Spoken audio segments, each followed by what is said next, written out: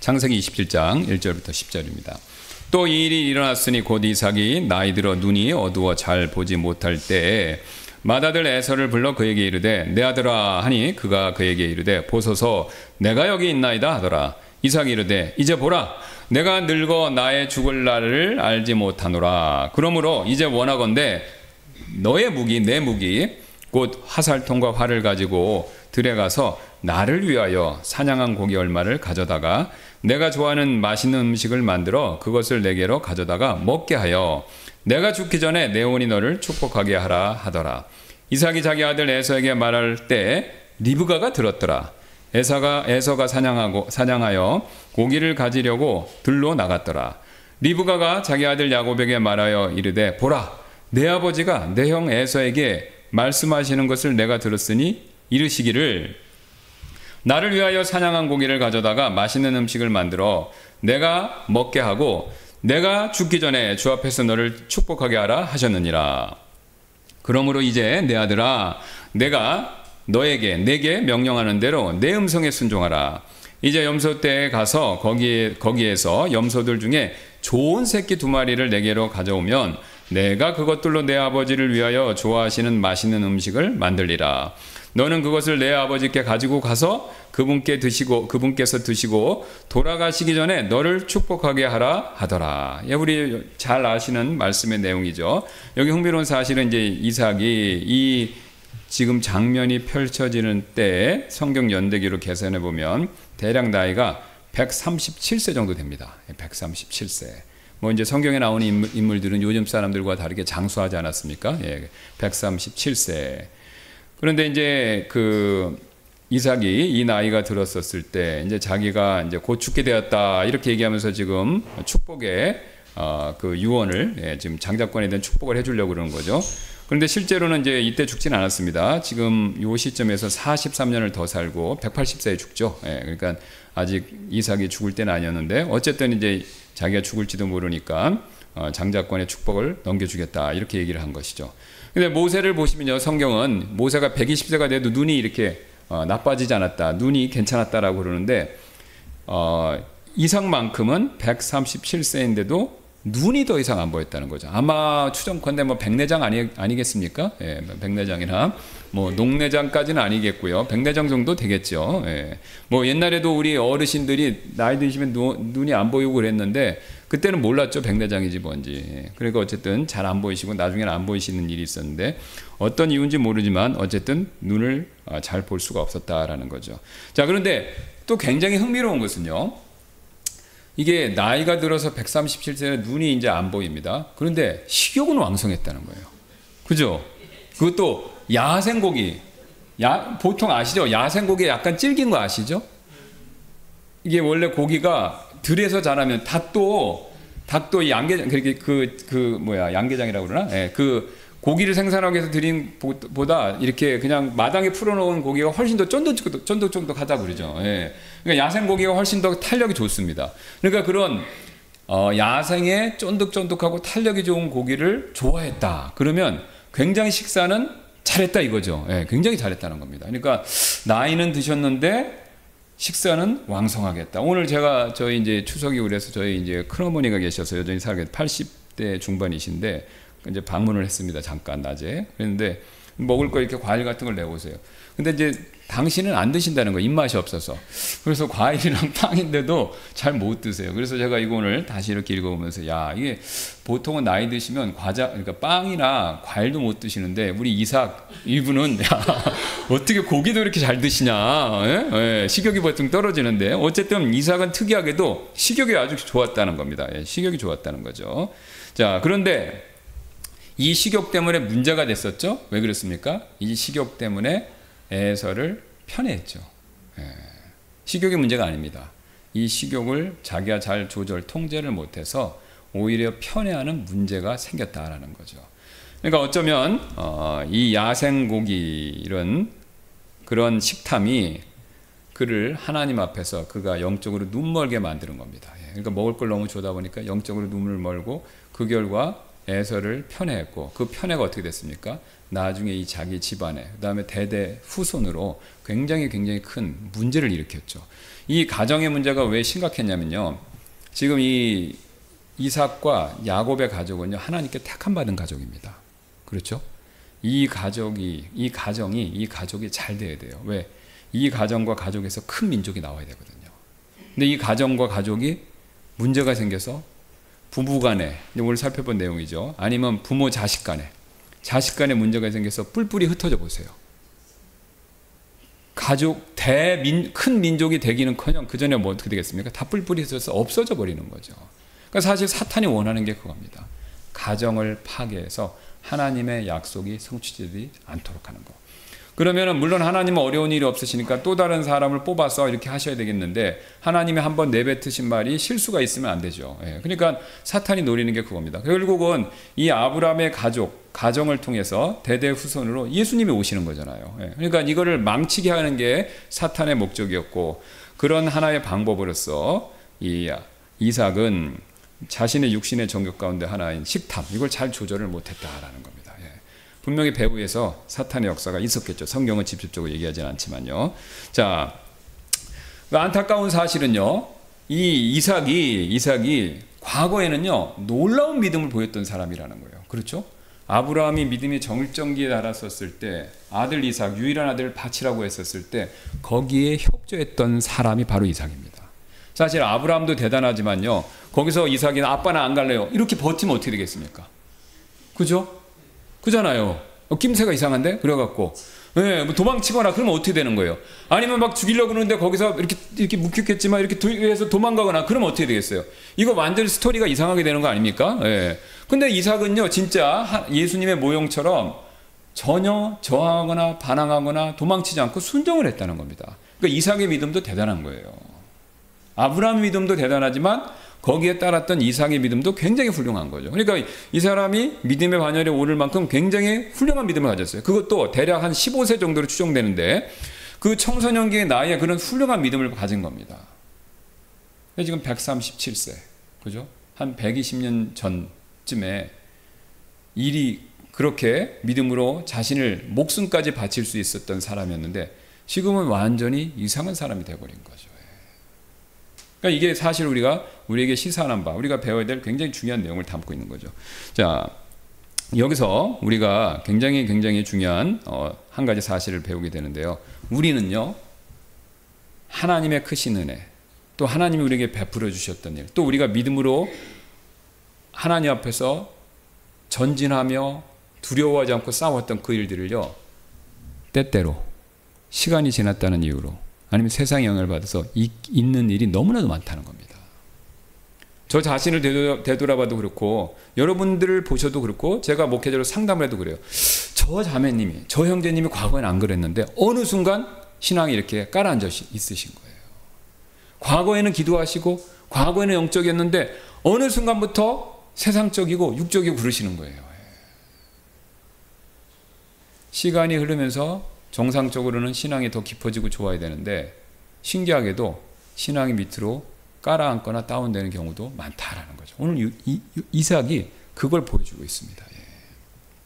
그래서 우리가 여기서 첫 번째 원칙을 발견할 수 있는데 유인물 봐주시기 바랍니다. 시간이 흐르면서 우리는 하나님께서 우리에게 주신 좋은 선물들과 다른 사람들이 우리를 위해서 한 좋은 일들을 잊지 않도록 경계해야 됩니다. 그렇죠? 이거 굉장히 중요합니다. 지금 오후에 우리가 출애굽기를 살펴보고 있는데 하나님께서 두 가지 규례를 주셨죠? 뭡니까? 유월절, 출애굽할 때. 유월절, 무교절. 근데 이걸 딱 주시고 뭐라고 그랬어요? 영원한 규례로서 대대손손 기억하라고 그랬죠. 왜 기억하라고 그랬습니까? 너무 우리는 잘 잊어버리니까. 그러니까 아신 거예요. 출애굽 시켜주면 광야에 있다가 가나안 땅에 들으면 전부 깜깜이 되는 겁니다. 우리가 어디서 왔고 하나님이 어떻게 우리를 구원해 주셨고 또 하나님께서 우리에게 뭘 원하시는지 이거 다 새까맣게 잊어버린다는 거죠. 그러니까 하나님이 우리의 기억력이 나쁜 걸 아시고 두 가지 규례, 영원한 규례로 그걸 딱 정해 주신 거죠. 그리고 그 유월절 규례는 주님의 만찬으로 자연스럽게 또 경륜이 바뀌니까 이어지는 것이고요. 그래서 우리가 잊지 말아야 된다는 거죠. 우리가 기억해야 됩니다. 그러니까 성경은 지난 주일에 오후에 설교 시간에 말씀드렸듯이 최소한 200번 이상 기억하라는 명령이 굉장히 많습니다. 그러니까 지금 이 야곱의 지금 그 야곱의 이 가정 이야기, 그 지금 야곱의 가정 이야기 이 내용 주일학교부터 교회 다니신 분들은 모르시는 분 없어요. 100번도 더 들으셨을 겁니다. 아마. 그런데도 우리는 자꾸 들을 필요가 있죠. 왜 그랬습니까? 잊어버리니까.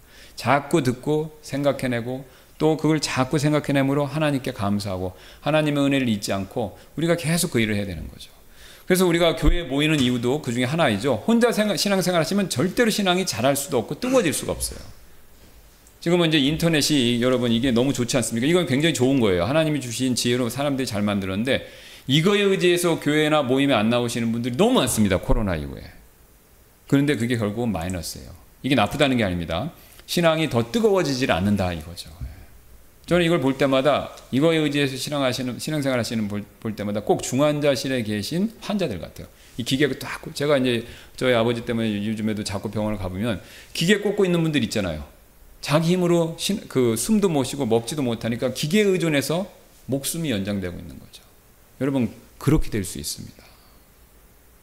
이거에 의지하면요. 이것만 의지하면 이게 나쁘다는 게 이거 보시지 말라는 게 아니에요. 이거 보시는데 이것만 의지해서 교회 안 오는 건요. 그런 신앙 상태로 떨어질 수 있어요. 그러니까 성경이 분명히 뭐라고 얘기합니까? 모이기를 힘쓰라. 스펄전 목사님이 예화드렸던 내용이죠. 모닥불을요 같이 모아놓으면 활활 잘 탑니다. 근데 활활 잘 타는 걸 하나씩만 끄집어내면 어떻게 됩니까? 그 각각의 그 모닥불에 있는 어떤 장작들은요 다 불이 꺼져요. 신기하게. 모여야 되는 겁니다. 왜? 하나님은 교회로서 이게 모이는 일이 필요 없으면 교회를 주실 이유가 없어요. 그냥 각자 알아서 신앙생활 하시고 천국 가시면 되잖아요. 근데 하나님은 모이기를 힘쓰라고 그러셨어요. 교회로 부르셔서 우리가 같이 있어야 이렇게 우리의 신앙이 더 활활 타오르는 거죠. 오늘도 한 사람 모였을 때보단 두 사람 모였을 땐 10사람이. 그죠? 같이 모여서 교제하고 음식도 나누고 그러니까 어떻습니까? 마음이 뜨거워지십니까? 차가워지십니까? 마음이 뜨거워지죠. 마음이 뜨거워집니다. 그게 신앙의 원리입니다. 그래서 우리가 기억해야 되고 기억하기 위한 방법으로는 모이기를 힘써야 된다. 그거죠. 자, 그래서 우리가 시간의 흐름, 세상의 영향력, 여기서로부터 우리의 하나님이 주신 축복들, 또 이 이제 지금 명절 기간인데 우리가 왜 세상 사람들도 알죠? 왜 명절이고 합니까? 알지 못하는 신한테 감사하는 거잖아요. 그죠? 가을에 추수기에 먹을 것을 준 알지 못하는 신, 그죠? 우리는 하나님을 믿는 백성이 원래 아니었으니까 그게 무슨 신이든지 어쨌든 각각의 사람들이 알지 못하는 신한테 감사하는 마음 표하기 위해서 이게 한가위 추석을 만든 거 아닙니까? 물론 이제 이게 거꾸로 추적해 보면 다 이게 노아의 홍수 이후에 이게 이제 와전된 거죠. 원래 이제 노아의 홍수 때까지 있었다가 이렇게 갈라지면서 이게 이제 하나님 대신 사탄이 싹 역사해서 다른 신으로 바뀐 거지 않습니까? 그래서 이제 우리가 원래 하나님께 감사해야 되는데 다른 신한테 감사하면서 이게 이제 전통이 돼버린 건데 어쨌든 세상 사람들이 하나님을 잘 기억하지 못한다 하더라도 감사를 펴야 된다는 중요성을 아는 거죠. 그래서 우리가 하나님의 은혜에 감사해야 되고 내 주변에 나한테 은혜를 베풀어 준 사람들한테 감사해야 된다라는 거죠. 우리가 그것을 잊고 지나치면요 결국은 나한테 신앙이 마이너스입니다. 마이너스라는 거죠. 성경에서 바울이 굉장히 큰 어려움을 많이 겪었던 사람으로 나오는데요. 바울이 이제 오늘 이와 비슷한 어려움을 겪었습니다. 뭐냐면 바울이 고린도 교회를 개척했지 않습니까? 복음을 전해서 그가 교회를 개척했어요. 그래서 고린도 교인들을 섬기면서 하나님 말씀 가르치고 그랬는데 바울이 떠난 뒤에 고린도 교인들이 어떻게 됐습니까? 바울을 배신했죠. 고린도 교인들은 육적인 그 교회 생활을 한 사람들의 상징이지 않습니까? 그러니까 고린도가 참 지금의 모습하고 비슷해요. 거기가 상업지역이고 경제적이고 성적으로 타락했고 그러니까 거기에서 구원받은 사람들이라 이게 굉장히 머리가 빨리 돌아가요. 이게 여러분 세상에서 돈 만지고 이 재리에 밝은 분들은요, 이게 우리가 다른 사람과의 신실한 관계 유지하는 거 잘 못하시는 분들 많습니다. 그렇죠? 이익일 때는 이쪽에 확 하다가 또 이익이 없으면 사람 싹 버리고 또 저쪽 가서 싹 하고 이런 식의 그런 걸 일명 처세술이라고 그러죠. 세상에서는 그게 박수 받고 장려되는 거지만 우리가 신앙인의 입장에서 하나님 보셨을 땐 그건 신실하지 않은 겁니다. 한번 신실하면요 끝까지 신실한 게 하나님이 원하시는 거죠. 근데 고린도 교인들이 다 그랬던 거예요. 왜? 구원받았지만 그런 습성, 세상 영향에 안 씻겨졌으니까. 그러니까 바울한테 구원받았지만 바울을 잊은 거예요. 바울이 얼마나 애를 썼습니까? 이게 이제 바울이 이제 천막을 만드는 것에 대해서 오해들이 굉장히 많았어요. 바울이 특별한 경우에만 천막을 만들면서 자비랑 사역을 했거든요. 바울이 모든 곳에서 자비랑 사역을 한 건 아닙니다. 왜냐하면 분명히 바울이 자기가 목회자로서 성도들한테 자기가 재정적으로 지원을 받는 것에 대한 권리를 얘기하거든요. 그러니까 바울이 대부분의 교회에서는 재정적 지원을 받았어요. 그런데 이 고린도 교회에서만 그걸 안 받았어요. 왜냐? 이 사람들이 믿음이 너무 어리고 돈에 너무 밝히는 거예요. 돈에 너무 빠는 거예요. 그러니까 뭐 사례비를 왜 줘야 돼? 이런 식으로 나온다는 거죠, 이 사람들이. 그러니까 이제 바울이 이 사람들이 믿음이 약하니까 기다려주기 위해서 그래서 일부러 이 사람들에 대해서 사역할 때는요 사례비를 안 받은 거예요. 그러니까 바울은 원래 사례비를 안 받았다. 그건 옳은 게 아닙니다. 부분적인 사실이고, 그러니까 다른 곳에서는 사례비에 대한 얘기를 해요. 또 주라고 그러고, 또 빌립보 교회 같은 경우는 굉장히 또 사례를 잘했던 교회고, 그러니까 바울이 사례를 안 받으면서까지 이 교회를 위해서 그렇게 헌신하고 애썼죠. 자, 그런데 이 사람들이 바울을 싹 배신하고 그 다음 누구한테 막 붙습니까? 아볼로 한번 왔나 봐요. 베드로도 한번 왔나 봐요. 그러니까 아볼로 파다, 베드로다, 아니면 나 그리스도 파다. 근데 바울이 그 상심한 마음을 고린도 서신서에 구구절절 이렇게 싹 그걸 써놨죠. 여러분, 바울이 배신감 느꼈을 때 얼마나 마음이 고통스러웠겠습니까? 사실 우리도 느끼시죠? 여기 다 연배가 있으시니까 자식 다 기르셨잖아요. 거의 기르고 계시고. 근데 자식이 부모의 은혜를 잊어요. 배신감 느끼시죠? 그죠? 뭐 내 자식이니까 내가 어디 가서 말은 못하겠고, 마음에 아픔이 있는 겁니다. 그래서 우리가 또 하시는 말들이 있잖아요. 너도 커서 자식 기르면 알까다. 여러분, 하나님도 같은 마음이세요. 하나님은 우리한테 좋은 것만 주세요. 그렇죠? 하나님이 우리한테 나쁜 거 주신 적 있습니까? 아니죠. 하나님 우리한테 좋은 것만 주세요. 악한 걸 주시는 게 아니에요. 좋은 것만 항상 은혜와 긍휼을 베풀어 주시는데 우리는 그걸 너무나도 있는 겁니다. 뭐가 잘 되면 내 힘으로 잘 된 것 같고, 그죠? 일이 잘 풀리면 또 내가 어떻게 잘해서 된 것 같고, 그죠? 그래서 하나님의 은혜를 우리는 너무나도 많이 있습니다. 그러나 우리는 그런 은혜를 잊는 사람이 되면 안 된다는 거죠. 오늘 이삭이 바로 그런 은혜를 잊었기 때문에 결국은 자신의 육신, 특히 식탐을 통제를 못하는 그런 수준으로까지 떨어졌다라는 겁니다. 자, 그래서 우리는요, 하나님의 은혜, 하나님께서 우리를 위해 베푸셨던 일들, 특히 또 내가 믿음으로 용기 있게 했던 간증들, 그거 다 기억하실 필요 있어요. 그래야 우리가 신앙이 밑으로 떨어지는 것을 막을 수 있다는 거죠. 자, 그래서 이삭의 이런 행동도 우리가 참 이해하기 어려웠는데요. 더 이해하기 어려운 건 누구냐? 그의 아내였던 리브가의 행동이죠. 여러분, 이거 보시면서 이 부부 좀 이상하네, 이런 느낌 안 받으셨어요? 또 믿음의 가정인데 이제 오늘 살펴보겠지만 굉장히 이상한 거잖아요. 그죠? 편애를 했다는 것도 이상하는데, 게다가 편애 플러스 리브가는 자기 아들하고 둘째 작당을 해서 남편을 속여요. 또 그것도 무슨 뭐 단순한 상속권이나 뭐 재산도 아니고 영적인 거, 하나님의 장자권을 또 속여서 탈취한다? 이거 굉장히 이상하죠. 그죠? 그러니까 리브가의 행동은 더 이상한 거죠. 자, 그래서 여기 11절부터 한번 제가 읽겠습니다.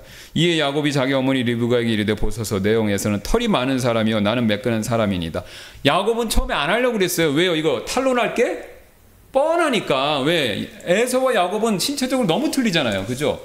에서는 이름이 글자 그대로 에서인 것처럼 털복숭이, 털이 많은 사람이고 다모증 있는 사람으로 추정되는데, 야곱은 또 맨들맨들한 사람, 매끈한 사람이에요. 털이 없는 사람이에요. 그러니까 안 된다 이거죠. 내 아버지께서 혹여나 나를 만지시면 내가 아버지께 속이는 자로 보이리니 그러면 내가 축복이 아니라 저주를 불러드릴 것이니이다 하더라. 그래서 안 한다 그런 거예요. 처음에 그의 어머니가 그에게 이르되, 내 아들아, 너의 저주는 내 위에 임하리니, 실제 임했죠. 나중에 이제 뭐 죽는 게 아니라 가정에 불화라는 저주가 임했죠. 너는 내 음성에 순종하고 가서 그것들을 잡아 나에게 가져오라 하더라. 이에 그가 가서 그것들을 잡아다가 자기 어머니에게 가져왔더니 그의 어머니가 그의 아버지가 좋아하는 맛있는 음식을 만들었더라. 리브가가 집안에 있는 맏아들 에서의 좋은 의복을 취하여 자기의 작은 아들 야곱에게 입히고, 또 그녀가 염소들 중에서 새끼들의 가죽을 그의 손과 목에 메끄는 곳에 붙여주고, 또 그녀가 자기가 예비한 맛있는 음식과 빵을 자기 아들 야곱의 손에 들려주었더라. 자, 지금 리브가는요, 하나님께서 야곱에게 주신 예언, 그러니까 형이 동생을 섬기는 거죠. 그러니까 동생이 장자권을 받는 거죠. 이것을 이루기 위해서 자기가 나서야 되겠다라고 결심한 거죠. 그러니까 엿들었어요. 그러니까 아버지가 자기 남편 이삭이 이게 에서한테 주려고 그러는데 내가 알기로는 이걸 유고가 받아야 되는 겁니까? 야곱이 받아야 되는데 에서한테 주려는 거예요. 그러니까 리브가가 덜컹한 거죠. 이걸 막아야 되겠다. 분명히 하나님은 야곱이 받게 됐는데 우리 남편이 그가니까 이걸 막아야 되겠다라고 자기가 지금 나서기로 결심한 거죠. 자, 근데 여러분 여기서 리브가가 놓친 게 있습니다. 이 형이 동생을 섬기리라 이거는요 하나님이 그렇게 하시겠다라는 추측성 발언이 아니에요. 그러니까 하나님의 우리가 예언을 오해하시면 안 돼요. 우리가 자꾸 인간적인 관점으로 예언을 생각해. 하나님이 뭘 예언하면요 그건 그대로 되는 겁니다. 제가 뭘 암내를 얘기하면요 그건 가능성만 얘기하는 거예요. 그렇죠? 그렇죠? 예. 지금 말세니까 앞으로 어려운 일이 있을 겁니다. 그건 제 얘기잖아요. 그럼 그건 제 얘기는 가능성만 있는 거지 100% 되는 게 아닙니다. 근데 하나님이 미래에 대해서 뭔가를 말씀하신 건 100% 되는 거예요. 그러니까 형이 동생을 섬기리라 그거는 미래 그 일이 100% 1000% 무조건 된다는 거예요. 그러면 그 일을 이루시는 주체가 누굽니까? 하나님이죠. 하나님인 거예요. 그러니까 리브가가 오늘 보여준 것처럼 반칙을 써면서까지 그걸 이루려고 애쓸 필요가 굳이 없다는 겁니다. 왜요? 누가 예언한 거예요? 하나님이. 그럼 하나님이 얘기한 건 다 되는 거예요. 그럼 그 얘기는 하나님이 앞으로 그럴지도 모르니까 그렇게 할 거야. 그런 뜻에서 말씀한 게 아니라 다 정해 놓으시고 형이 동생을 섬기는 거를 가르쳐 주신 것 뿐인 거예요. 근데 리브가가 이걸 놓친 거죠. 이걸 놓친 겁니다. 그래서 하나님은 분명히 인간을 사용하세요. 사람을 사용하시지만 이 사람을 사용하실 때 그 사람이요 속임수나 어떤 조작, 하나님 원치 않은 방법을 통해서 그 일을 이루는 걸 절대로 원하시지 않습니다. 하나님은 사람의 도움도 필요 없고 사람이 부정한 방법을 통해서 자신의 뜻을 이루시는 거 그거 굉장히 싫어하십니다. 왜 그렇죠? 하나님께 영광이 안 되잖아요. 여러분 맞죠? 여러분 십자군 전쟁 생각해 보세요. 천주교도들이 성지를 탈환한다고 그래서 그죠? 복음을 전해서 탈환해야지 칼을 들고 탈환하면 되겠습니까? 사람을 죽이니까 이슬람이 뭐라고 그래요? 하나님을 믿습니까? 아니면 하나님을 증오합니까? 하나님 증오하죠. 천주교, 그러니까 나치죠. 나치는 천주교와 관계인데 히틀러가 그렇죠. 유대인들은 엄청 죽였어요. 근데 죽일 때 이름이 뭐냐? 그 죽인 이유가 뭐냐면 기독교 이름을 빌어서 한 거예요, 사실. 그러니까요, 지금도 그렇습니다. 유대인들은요, 기독교 그러면요 겁을 먹고 거부감을 갖고 있는데요. 왜? 나치가 자기들을 죽일 때 기독교 이름으로 죽였기 때문에. 그러니까 유대인들은 기독교인지 개신교인지 침례교인지 성경적으로 이제 그 구별 못하죠. 구별 못하는데 어쨌든 기독교 이름을 가지고 자기들을 무지하게 죽였기 때문에 기독교 그러면 굉장히 겁을 먹는데요. 특히 유대교 정통 신앙을 갖고 있는 사람들은 세속화된 사람들은 덜 그러는데 그럼 뭐냐? 하나님께 영광을 돌리는 방법을 못 쓴 거죠. 못 쓴 거죠.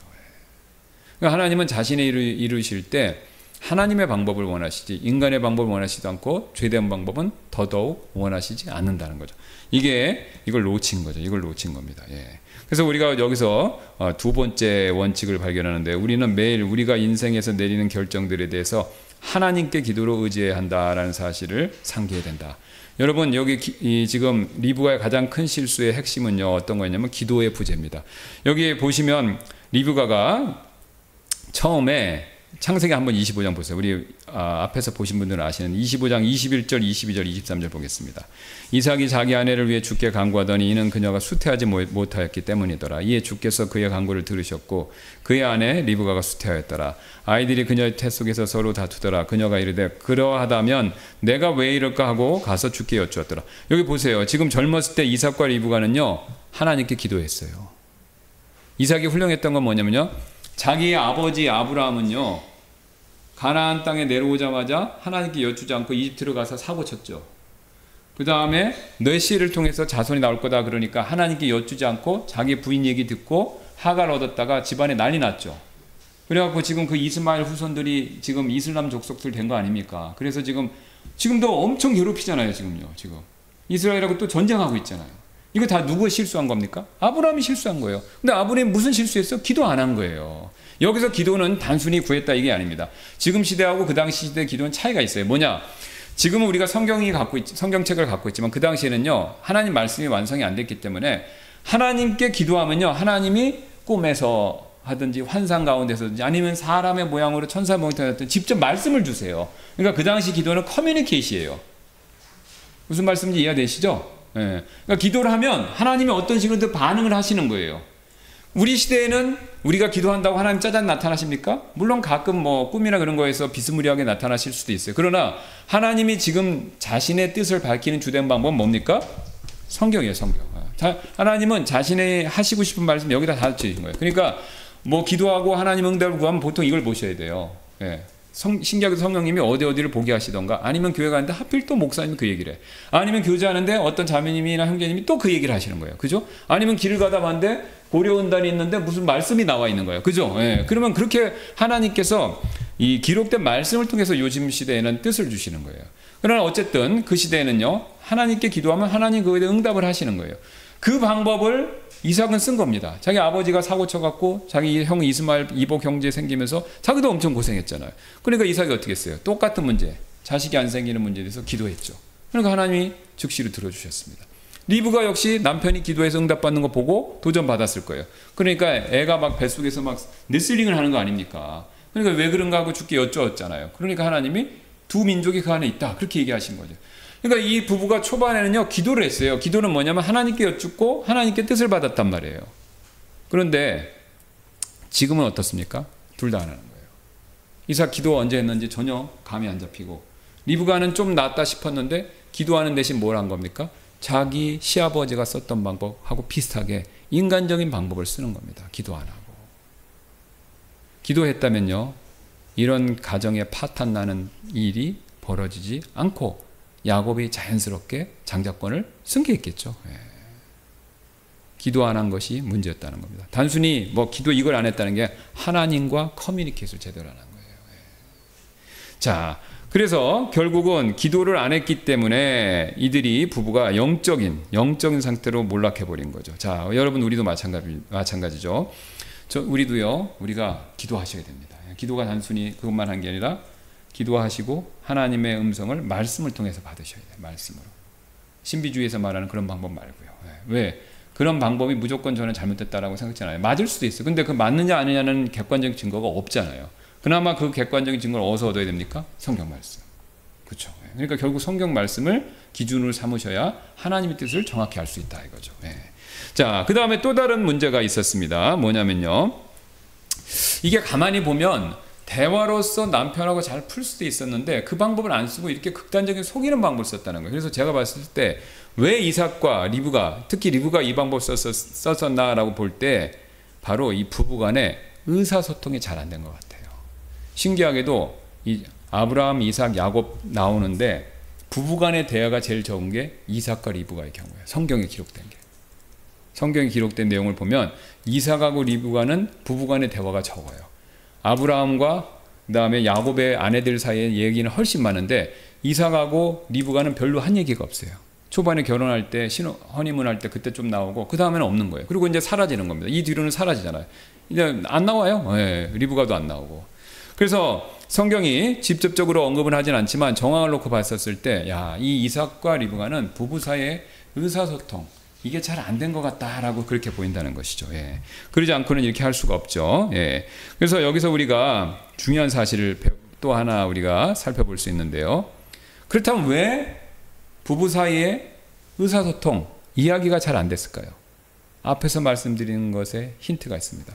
하나님과 관계가 원만치 않았던 거예요. 하나님과 관계가 원만치 않으면요, 주변 사람하고도 원만치가 않아요. 신앙인들은. 여러분 그렇죠? 내가 하나님 기도 안 하고 육적으로 굴면요, 내 주변 사람하고 관계가 나빠집니다. 그렇죠? 내 하나님과 관계에서 은혜가 충만하면 주변 사람들한테도 잘해지고 그러면 관계가 좋아지는 거예요.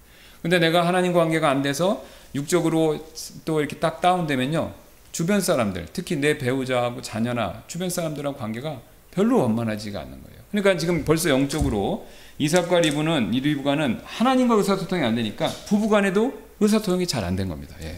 그래서 이런 식으로 이제 의사소통이 잘 안 됐기 때문에 우리가 세 번째 원칙을 여기서 발견하는데요. 우리는 결혼 생활에서 의사소통이 단절되거나 서로를 더 멀어지게 하는 장벽이 생기지 않도록 주의해야 됩니다. 이게 이 부부가 원만했으면요, 둘이 만나서 얘기했으면 해결될 문제인데, 그러잖아요. 여보, 왜 당신은 에서한테 그걸 주려고 그래요? 당신도 아시잖아요. 하나님 말씀하시기를 야곱이라고. 그렇게 얘기하면 되잖아요. 그죠? 사라는 얘기했어요. 아브라함한테. 그죠? 예. 근데 리브가는 그런 얘기하는 장면이 없이 속임수로 들어간다라는 거죠. 예. 그러니까 이게 부부 사이의 의사소통이 안 됐기 때문에 벽이 있고 문제가 생겼다라는 거죠. 자, 그래서 하나님께서는요, 가정을 주셨을 때 이 가정이 하나가 되는 걸 원하십니다. 사탄은 정반대죠. 가정을 깨는 게 목표예요. 오늘도 이 가정도 깨는 게 목표잖아요. 그러니까 우리가 그렇게 되지 않으려면요, 의사소통을 원활하게 잘 하셔야 돼요. 근데 이게 쉽지 않죠? 시간이 갈수록 쉽지 않습니다. 그렇죠? 제가 이제 결혼 상담을 하면 제 아들한테도 집중했던 건데, 천사와 천사가 결혼한 게 아닙니다. 그러면 웃어요. 자신 있다는 거예요. 우리 아들한테도 딱 그랬어요. 그러니까 뭐 안 싸울 것 같이 얘기하는데, 엊그저께도 통화했어요. 싸우냐? 그러니까 조금요? 그러는 거예요, 벌써. 그러니까 이제 깨닫는 거죠. 깨닫는 겁니다. 이게 죄성이 있어서 살다 보면 어떻게 돼요? 이게 처음엔 가깝지만 이상하게 멀어지려는 경향이 있는 겁니다. 게다가 이게 바뀌지 않으면요, 남편이나 아내가 바뀌지 않으면 그게 누적이 되죠. 그럼 누적이 되면 이게 더 벌어집니다. 이상하게. 그리고 이게 벌어지다가 어느 선을 넘으면요, 포기해요. 그럼 포기하면 어떻게 돼요? 이야기를 안 해요. 그래서 서로 그림자같이 지내는 거. 여러분, 그런 경우가 정말로 많습니다. 근데 오늘 신기하게도 안타까운 일이죠. 이삭 부부가 그런 거예요, 지금. 서로 얘기를 안 해요. 중요한 문제인데도. 그리고 얘기를 안 하면요, 제3의 방법을 씁니다. 애를 시켜서 건너서 말을 하게 하거나, 요새는 이게 있으니까 이것만 하는 거예요. 필요한 거. 그죠? 나 지금 가. 뭐 언제 와. 이러고. 근데 사람을 보고는 얘기를 안 하는 겁니다. 여러분, 그런 상태로 가시면 안 돼요. 세상은 그러고 드라마에서 그거 맨날 만들어서 보여주고 다 그렇게 사는가 보다 이렇게 세상 사람들한테 퍼뜨리지만요, 그건 절대 하나님 원하시는 방법이 아닙니다. 오늘 이삭과 리브가가 이거 드라마로 만들 필요가 있어요. 딱 그런 장면이잖아요. 그죠? 다 그런 장면인데 하나님이 이걸 칭찬하시라고 기록해 놓으신 게 아닙니다. 잘못됐다라는 거예요. 그러니까 우리는 부부간에 의사소통을 원활하게 하셔야 돼요. 그럼 어떻게 하냐? 솔직하시면 돼요. 굉장히 간단합니다. 뭐 이삭과 리브의 경우는 왜 당신은 이렇게 먹는 거에 그렇게 신경 써서 애를 큰 애만 이뻐하냐고 그렇게 얘기하면 되잖아요. 그죠? 그러면 이제 이삭도 리브가 뭐, 아니 왜 당신 그 살림하는 거 야곱이 집돌이라고 왜 당신 그거 큰 애는 왜 신경 안 써? 이렇게 얘기하면 되는 거 아닙니까? 목소리를 낮춰서. 그러면은 서로 얘기를 듣고 편애하는 게 줄어들겠죠. 그죠? 근데 그걸 못한 겁니다. 그걸 못한 거예요. 솔직해야 돼요. 솔직하게, 부드러운 상태에서 솔직하게 얘기하고 그걸 인정하고 같이 기도하면요, 점점 가까워지는 겁니다. 멀어지는 게 아니라. 그래서 우리가 이혼하는 거 절대로 하나님 뜻이 아닙니다. 성경에서 말한 경우 있죠. 그러니까 부정을 저지른 거, 간음죄를 저지른 거 외에는 이혼 사유가 없는 거예요. 물론 이제 그 외에 법적으로 우리가 뭐 폭력을 심하게 사용한다든가, 그건 이제 세상 법에서 또 이혼을 시켜버리는 거니까, 아니면 뭐 그 경제적인 거 뭐 도박이나 이런 거 해갖고 너무 경제적으로 안 하고 막 학대를 한다든가, 그러면 이제 이혼 사유가 되겠죠. 그런 거 외에는요, 이혼을 하면 안 되는 겁니다. 성격 차이 다 고치실 수 있어요. 변하면 되는 거예요. 그렇죠? 그 다음에 무슨 뭐 언행이 뭐 마음에 안 든다? 그것도 바꿀 수 있는 거예요. 다 하실 수 있어요. 다 하실 수 있어요. 그리스도인은 변화되는 사람이 변화되었고 또 변화될 수 있는 사람이기 때문에 우리가 변화되면 다 사이는 좋아지는 겁니다. 다 좋아질 수 있어요. 그러니까 우리가 노력을 안 해서 그런 거예요. 그걸 믿지도 않고 기도도 안 하고 해보지도 않으니까, 그러니까 안 되는 겁니다. 노력하면 좋아지게 돼 있어요. 그리고 여러분 오해하시는 게 뭐냐면, 실제로 세상 판사들도요, 이혼 잘 안 시켜줍니다. 진짜 그래요. 제가 변호사한테 들어보고 제가 알아보기도 하고 그랬어요. 이혼을 거의 안 시켜줘요. 법적으로 진짜 딱딱딱 해당하는 거 외에는 성격 차이, 문화 차이, 뭐 빨래를 뭐 안 해요, 뭐 양말을 어떻게 벗어요, 뭐 그런 거는요, 그냥 조종을 시켜요, 전부. 조종을 시켜요. 청소를 안 해줘요, 뭐 이런 거 저런 거, 뭐 음식을 뭐 다 그런 거 소용 없습니다. 다 조종을 시켜줘요. 서로 조종하시라고 다시 살으라고 그래요. 판사가 봐도 이혼 사유가 아닌 겁니다. 그러면 하나님 모셨을 때 어떻겠습니까? 하나님 모셨을 때 정해놓은 거 외에는요, 절대로 이혼하면 안 되는 겁니다. 될 수 있으면 어떻게 하셔야 돼요? 하나가 되기를 위해서 노력을 해야 되는 거죠. 오늘 이삭과 리브가도 거의 갈라지기 직전이었는데 만약에 이 사람들이 이렇게 안 했으면 화평한 가정이 되고, 그러면 야곱하고 에서가 사이가 나쁘지도 않았을 것이고, 그죠? 그러면 나중에 이제 원수 지는 일도 없었을 건데, 그런 일을 해내지 못했다라는 거죠. 자, 게다가 문제는요, 여기서 멈추지 않았기 때문에 점점 문제가 깊어졌습니다. 자, 그래서 야곱이 음식을 준비해서 자신의 아버지 이삭의 침식에 들어갔을 때 이삭이 깜짝 놀라고 의심하는 장면이 나오죠. 18절 보겠습니다. 야곱이 자기 아버지에게 나아가서 이르되 내 아버지여 하니 그가 이르되 내가 여기 있노라. 내 아들아 내가 누구냐 하더라. 야곱이 자기 아버지에게 이르되 나는 아버지의 맏아들 에서니이다. 아버지께서 내게 명령하신 대로 내가 행하였사오니 원하건대 일어나 앉으셔서 내가 사냥한 고기를 잡수시고 아버지의 혼이 나를 축복하소서 하더라. 이삭이 자기 아들에게 이르되 내 아들아 내가 어떻게 그것을 이같이 속히 찾았느냐 하니 그가 이르되 주 아버지 하나님께서 그것을 내게 가져다 주셨나이다 하더라. 이에 이삭이 야곱에게 이르되 내 아들아 원하건대 가까이 오라. 내가 과연 내 아들 에서인지 아닌지 내가 너를 만지려 하노라 하더라. 야곱이 자기 아버지 이삭에게 가까이 가니 이삭이 그를 만지며 이르되 음성은 야곱의 음성이나 손은 에서의 손이로다 하더라. 그의 손이 그의 형 에서의 손처럼 털이 있기 때문에 그를 분별하지 못하더라. 그리하여 그가 야곱을 축복하였더라. 이삭이 이르되 내가 참으로 내 아들 에서냐 하니 그가 이르되 그러하니이다 하더라. 여러분 놀랍죠? 죄가 죄를 낳는 장면을 딱 보여주죠. 한 번 속이니까 그 아버지가 의심했죠. 왜 이렇게 빨리 왔어? 그러니까 뭐라고 거짓말했습니까? 하나님 이름 팔았죠. 하나님이 축복해 주셨어요. 갖고 와봐. 만져보고 목소리는 에서인데 근데 여기는 또 아니 목소리는 야곱인데 이건 또 에서 같네. 그러면서 또 물어봤죠. 너 에서 맞아? 그러니까 맞다고 그랬잖아요. 거짓말을 계속 불러오는 겁니다. 여러분 이런 말이 있어요. 그 교도소의 전과자들이 하는 말이라고 하는데 한 번 죄 짓는 게 어려워서 그렇지 두 번, 세 번 쉽다고 합니다. 제가 이제 이거를 좀 부드럽게 얘기한 건데 한 번 사람 죽이기가 어려서 그렇지 두 번, 세 번 쉽대요. 한 번 거짓말하면요 그 다음부터는 쉬워지는 겁니다. 그러니까 야곱이 처음에는 머뭇거렸잖아요. 안 한다고 그랬잖아요. 근데 어머니가 시켜서 등대물을 세서 한 번 하니까 그 다음부터 두 번째, 세 번째 거짓말 계속하는 거죠. 그러니까 죄는요 한 번 빠지면 빠지기가 어려워서 그렇지 빠지면요 미끄러지듯이 밑으로 내려갑니다. 굉장히 조심을 해야 된다라는 거죠. 게다가 아까 말씀드렸듯이 하나님의 이름까지 팔아서 끌어들였지 않습니까? 굉장히 큰 죄를 지은 거죠. 하나님의 이름에 먹칠을 한 겁니다. 그러니까 성경은 참 신기합니다. 야곱이 이렇게 잘못했는데 믿음의 조상이지 않습니까? 그 내용도 여기다 기록해 놓은 거예요. 그죠? 예, 야곱이 믿음의 조상인데 하나님의 이름 팔아서 거짓말한 과거의 죄도 다 기록해 놨잖아요. 그렇죠? 예. 성경이 얼마나 인간에 대한 정확하고 날카롭고 객관적인 기록을 보여주고 있습니까? 예. 자, 여기서 우리 네 번째 원칙을 배우게 되는데요. 그리스도인이 하나님의 뜻을 벗어나 특히 속임수와 관련하여 죄를 짓기 시작하면 죄를 덮기 위해서 또 다른 죄를 저지르는 것이 더 쉬워진다라는 거죠. 그래서 저와 여러분요. 절대로 죄를 조심하셔야 됩니다. 특히 속이는 죄. 한 번 거짓말하면요. 두 번, 세 번 금방 할 수 있고 나도 모르게 오늘 야곱처럼요. 하나님의 이름까지 끌어들이면서 거짓말할 수 있다는 거죠. 우리 아이들이 하는 거 있잖아요. 형제들끼리. 너 그거 사실이야? 그러면 맞아. 그러면 너 하나님의 이름으로 예수님 이름으로 걸 수 있어. 그러면 어떻게 해요? 그 애들 중에서 그래 그러면서 하잖아요. 그죠? 네, 그 다음에 이제 미국 서양 사람들 이러죠. 요거 이렇게 해서 거짓말하면 이게 뭐냐면 자기가 거짓말했는데 요거를 이렇게 하면은 그게 거짓말한 거를 이렇게 면제해준다, 뭐 벌을 안 받게 해준다 이런 뭐 사인 같은 거 이 사람들 문화예요. 그러니까 영화 같은데 보면 이렇게 하는 거예요. 그죠? 거짓말할 때 이렇게 해요. 예, 뒤에 감추고 이거 거짓말 자기 했다는 뜻이에요. 예.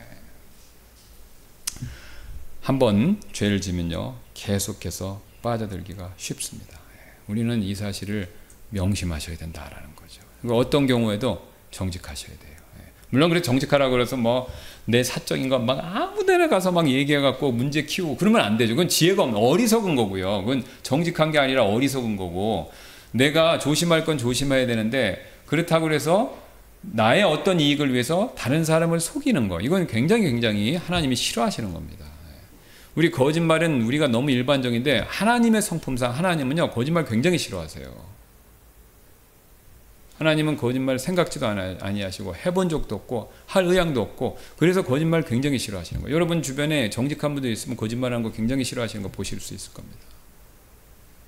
그래서 우리 이제 서양 문화는 기독교지 않습니까? 그러면 서양 문화에서는요 정직을 굉장히 중요해요. 제가 미국, 캐나다 다 있어봤는데 그 사회 문화의 특징이 있어요. 거짓말하면 매장돼요 거기서.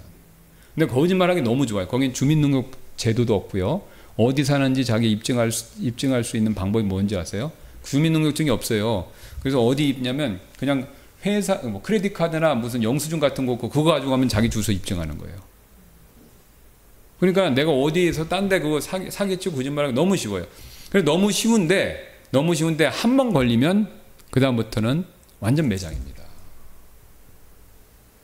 신용을 굉장히 거짓말 안 하는 거 정직을 굉장히 중요하게 여겨요. 사회에서 거짓말하는 사람은 매장이에요 실제로. 왜 그러냐? 기독교 영향을 받은 겁니다. 근데 우리는 이상한 문화예요. 그죠? 이교도인데 특히 우리 중국 보세요. 중국은 대륙이라고 그래갖고 거짓말하면 그게 큰 거짓말은 괜찮대요. 그죠? 예. 역사책도 거짓말이고 하여튼 이게 커서 대륙의 기질이기 때문에 그러니까 그거를 괜찮다고 여기는 게 우리가 이상한 겁니다.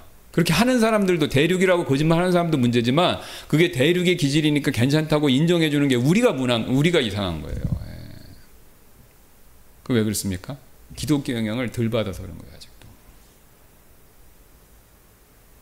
그만큼 하나님은 거짓말을 싫어하시는 거고 그게 이제 문화화까지 돼야 되는 거죠. 그러니까 우리나라 범죄율 굉장히 높은 것 중에 하나가 뭔지 아시죠? 사기죄. 머리가 너무 좋으니까 거짓말 너무 잘해서 이 별의별 수로 다 속여요. 막 검찰도 속는다고 그러지 않습니까? 검사도 속는데요. 그 거짓말이 보편화된 거죠. 그러니까 우리도 모르게 거짓말을 쉽게 할 수 있는데 절대로 그렇게 하시면 안 됩니다. 하나님은 싫어하세요. 하나님의 축복이 임하지는 않습니다. 우리는 정직히 최소한 내 가정에서 오늘 이브가와 그 이삭은요 정직하지를 못했잖아요. 그죠? 서로 거짓말한 거죠. 정직해야 되는데 가정에서 최소한 교회에서 세상에서는 내가 거짓말 일부러 하진 않지만 비밀은 내가 지킬 건 지켜야 되겠지만 어쨌든 최소한 교회와 가정에서만큼은요 정직하셔야 돼요. 솔직하셔야 돼요. 최소한 그렇게 해야 돼요. 그래야 부부 사이에도 비밀이 없어야 되고 또 교회에서 가까운 성도 간에도 물론 비밀이 없으니까 사적인 것까지 다 얘기하라 그런 뜻이 아니라 내 어려움이 있으면 얘기하셔서 기도 제목 삼고 하셔야 돼요. 제가 여러분 이게 이제 시간이 다 됐는데 이것만 하고 말씀드릴게요.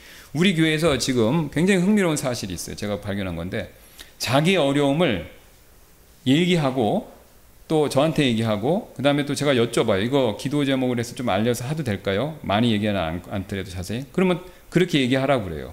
그럼 그렇게 해서 기도를 하고 있거든요. 그러면 사태가 더 나빠지질 않아요. 그런데 문제가 있는데 그걸 감추잖아요. 그리고 기도 부탁을 안 하시고 혼자 끙끙 앓죠.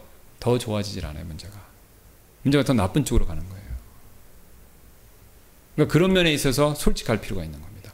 문제를 안고 막 혼자 낑낑매고 그리고 혼자 막 이렇게 무거운 짐을 지고 혼자 막 그렇게 하지 마시고 왜 교회에 지체가 있는 겁니까? 그거 흉보라고요? 아니죠. 여러분이 또 우리가 저와 여러분이 교회 생활 잘못한 것 중에 뭐냐면 너무 남의 그 흉을 많이 봐요. 수근수근 하는 거 하면 안 됩니다. 교회에서. 털어서 먼지 안 나오는 사람 어디 있습니까? 교회에 모인 사람들은요. 의롭다 인정받은 죄인들이에요. 의롭다 인정받았다는 건 하나님이 법적으로 우리를 인정해 주신 거고 죄인이라는 거는 성품상 죄인이라는 거예요. 그죠? 죄성이 있다는 거죠. 그러니까 문제 다 있어요. 여러분 교회 온 거는 왜 그럽니까? 나 의인이니까 내가 얼마나 신앙생활 잘하나 자랑하러 오셨나요? 아니잖아요. 어려움이 있으니까 뭔가 도움받고 위로받고 기도하시러 온 거잖아요. 그러니까 그 어려움이 있으면 그걸 조심스럽게 지혜롭게 말씀을 하시고 도움을 받으셔야 돼요. 물론 이제 그렇게 되려면 교회 분위기가 정죄하는 분위기가 되면 안 되겠죠. 우리는 정죄하라고 모인 게 아니라 서로 이해해주고 용서해주고 쓰다듬어주고 격려해주고 기도해주라고 모이는 겁니다. 그러니까 우리는 그런 식의 교회 분위기로 가야 되고 그렇게 교회 분위기가 가면요. 여러분들도 용기를 내셔서 오픈하고 그 다음에 아뢰고 부탁하셔야 돼요. 그래야 하나님이 역사를 하신다니까요. 이건 제가 하는 얘기가 아니라 성경에 나와 있고 제가 목회를 하면서 제가 미국 교회, 한국 교회 다 보니까 그렇더라고요, 사실. 미국 사람 신앙생활 잘하는 것 중에 뭐냐면 오픈해요. 물론 아주 사적인 거는 안 하죠. 그러나 웬만한 건 오픈해서 기도 제목을 알리고 기도합니다. 근데 그 사람들이 이렇게 할 수 있는 건 서로 정죄하는 문화가 우리보다는 적어요, 사실은. 물론 그 사람들도 뒤에서 수근수근하고 흉보고 그런 사람들 다 있어요. 예. 그러나 평균치가 우리보다는 더 덜하다는 거죠. 예. 그러니까 우리도 그런 식으로 신앙생활을 하셔야 됩니다. 왜요? 이게 성경에서 원하는 교회의 모습이기 때문에. 그러니까 여러분 절대로 혼자만 짊어지시고 끙끙 앓고 그 다음에 그러다 쓰러지셔서 교회 안 나오시고 이런 일을 하시지 말고 예, 조심스럽게 기도하시면서 알리셔야 돼요. 여러분이 영적으로 신뢰하고 여러분을 사랑해주고 여러분을 격려해주려고 하는 그런 형제자매님들을 여러분이 주변에 있다고 믿으신다면요. 예. 그래야 여러분과 저희가 사는 겁니다. 여러분 이 험한 세상에서 우리가 의지하고 살 사람들이 누가 있습니까? 같은 동료 그리스도인들밖에 없잖아요. 그죠? 예. 어디 가서 이런 얘기합니까? 그죠? 예. 어디 가서 남편 얘기하고 어디 가서 자식 얘기하고 어디 가서 시부모 얘기하냐 이거죠. 그거 다 얘기해봤자 부메랑으로 돌아옵니다. 근데 교회는요 그걸 이해해 주는 거예요. 교회는 그걸 듣고요 기도해 주고 교회는 그 얘기를 듣고 격려해서 우리가 믿음으로 그걸 헤쳐나갑시다 이렇게 얘기하는 거죠. 그러니까 그런 방향으로 우리는 나가야 된다 이거죠. 이게 우리가 한국인들이 기독교를 잘못 배운 내용 중에 하나예요. 내가 보니까 이게 특히 성경적으로 믿는다는 교회에서 이게 잘 안 되는 거예요. 이게 잘 안 되는 거예요. 이게 잘 안 되는 거예요. 왜냐? 자신들도 모르게 바리새가 돼서 그래요. 바리새가. 머리로는 지식은 엄청 많은데 이거를 실천을 잘 못하시는 거예요. 그래봤자 저와 여러분 손해입니다. 우리는 그거를 지향하지 말고 성경에서 말하는 대로 서로 위해지고 서로 품어주고 서로 기도해주고 그렇게 하셔야 신앙생활할 맛이 나는 거죠. 자, 그래서 우리가 이 사실을 꼭 명심하시길 바라고 나머지는 다음 시간에 우리가 마무리하도록 하겠습니다. 기도하겠습니다.